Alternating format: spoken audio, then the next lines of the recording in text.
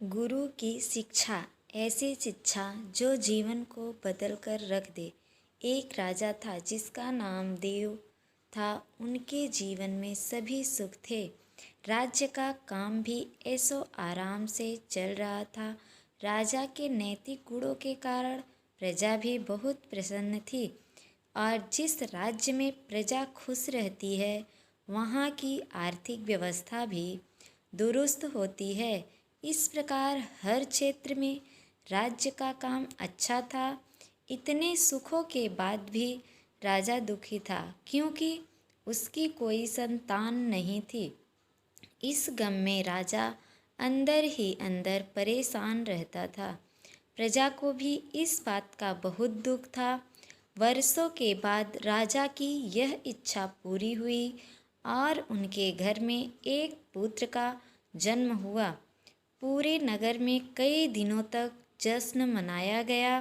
नागरिकों को राजमहल में दावत दी गई। राजा की इस खुशी में प्रजा भी झूम रही थी। समय बीतता जा रहा था। देव के पुत्र का नाम भरत कुमार रखा गया।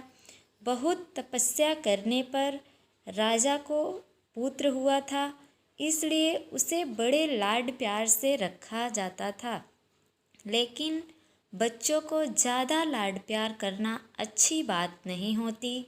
अधिक लाड प्यार ने भरत को बहुत बिगाड़ दिया था।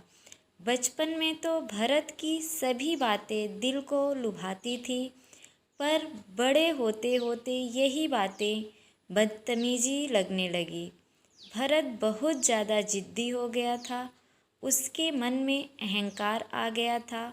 वो चाहता था कि प्रजा सदैव उसकी जय जयकार करे, उसकी प्रशंसा करे। उसकी बात ना सुनने पर वो कोलाहल मचा देता था। बेचारे सैनिकों को तो वो पैर की जूती ही समझता था। आए दिन उसका गुस्सा प्रजा पर उतरने लगा। वो खुद को भगवान के समान पूजता देखना चाहता था। आयु तो बहुत कम थी, लेकिन अहम कई गुना बढ़ चुका था। भरत के इस व्यवहार से सभी बहुत दुखी थे। प्रजा आए दिन दरबार में भरत की बहुत शिकायत लेकर आती थी, जिसके कारण राजा का सिर लज्जा से झुक जाता था। यह एक गंभीर विषय बन गया। एक दिन राजा ने सभी खास दरबारियों एवं मंत्रियों की सभा बुलाई और उनसे अपने दिल की बात कही कि वे राजकुमार के इस व्यवहार से अत्यंत दुखी हैं। राजकुमार इस राज्य का भविष्य हैं। अगर उनका व्यवहार यही रहा तो राज्य की खुशहाली चंद दिनों की ही रह जाएगी। दरबारी राजा को सांत्वना देते हैं और कहते हैं कि आप हिम्मत रखें, वरना प्रजा निसहाय हो जाएगी। मंत्री ने सुझाव दिया कि राजकुमार को एक उचित मार्गदर्शन एवं सामान्य जीवन जीने की जरूरत है। आप उन्हें गुरु महर्षि के आश्रम भेज दीजिए। वहाँ से जानवर भी इंसान बनकर निकलता है। यह बात राजा को पसंद आई और उसने भरत को गुरु जी के आश्रम भेज दिया। अगले दिन राजा अपने पुत्र के साथ गुरु जी के आश्रम पहुँचे। राजा ने गुरु महर्षि के साथ अकेले में बात की और भरत के विषय में सारी बातें कहीं। गुरु जी ने राजा को विश्वास दिलाया कि वे जब अपने पुत्र से मिलेंगे तब उन्हें गर्व महसूस होगा। गुरु जी के ऐसे शब्द सुनकर राजा को शांति महसूस हुई और वे खुशी खुशी अपने पुत्र को आश्रम में छोड़कर राजमहल लौट गए। अगले दिन सुबह गुरु के खास चेले ने भरत को भिक्षा मांगकर खाने को कहा, जिसे सुनकर भरत ने साफ इनकार कर दिया। चेले ने उसे कह दिया कि अगर पेट भरना है तो भिक्षा मांगनी ही होगी और भिक्षा का समय शाम तक ही है, अन्यथा भूखा रहना पड़ेगा। भरत ने अपनी अकड़ में चेले की बात नहीं मानी और शाम होते होते उसे भूख लगने लगी, लेकिन उसे खाने को नहीं मिला। दूसरे दिन उसने भिक्षा मांगना शुरू किया। शुरुआत में उसके बोल के कारण उसे कोई भिक्षा नहीं देता था, लेकिन गुरुकुल में सभी के साथ बैठने पर उसे आधा पेट भोजन मिल जाता था।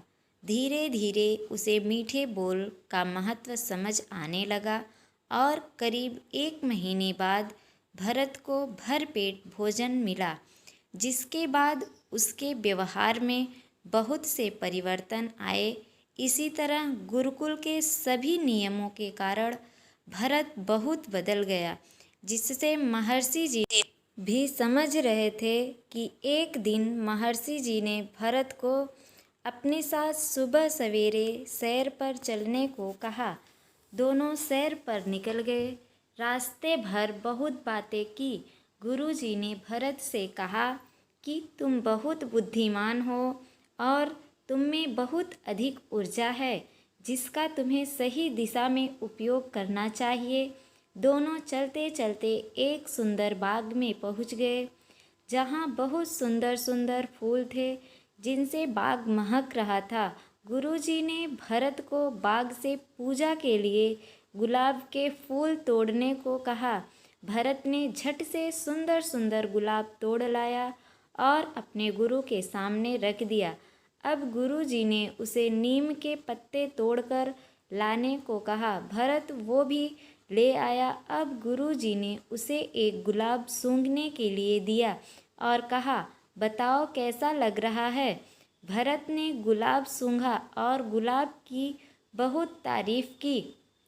फिर गुरुजी ने नीम के पत्ते चखकर उसके बारे में बोलने को कहा।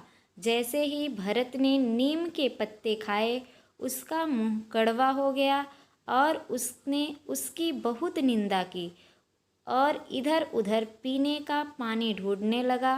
भरत की यह दशा देखकर गुरुजी मुस्करा रहे थे। पानी पीने के बाद भरत को राहत मिली। फिर उसने गुरुजी से हंसने का कारण पूछा।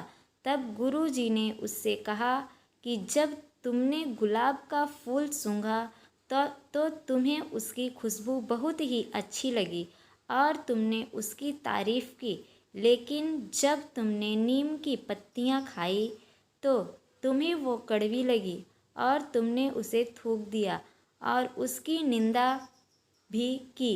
गुरुजी ने भरत को समझाया, जिस प्रकार तुम्हें जो अच्छा लगता है तुम उसकी तारीफ करते हो, उसी प्रकार प्रजा भी जो गुणवान होते हैं उसी की प्रशंसा करती है। अगर तुम उनके साथ दुर्व्यवहार करोगे और उनसे प्रशंसा की उम्मीद करोगे तो वे यह कभी दिल से नहीं कर पाएंगे। इस प्रकार जहाँ गुण होते हैं वहाँ प्रशंसा होती है।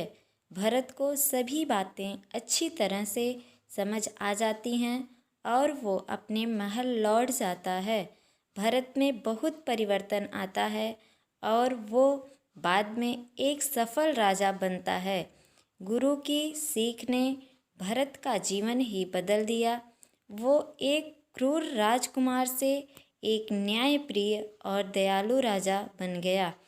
इस कहानी से हमें यही शिक्षा मिलती है कि हम में गुण होंगे तो लोग हमें हमेशा पसंद करेंगे, लेकिन अगर हम अवगुणी हैं तो हमें प्रशंसा कभी नहीं मिल सकती।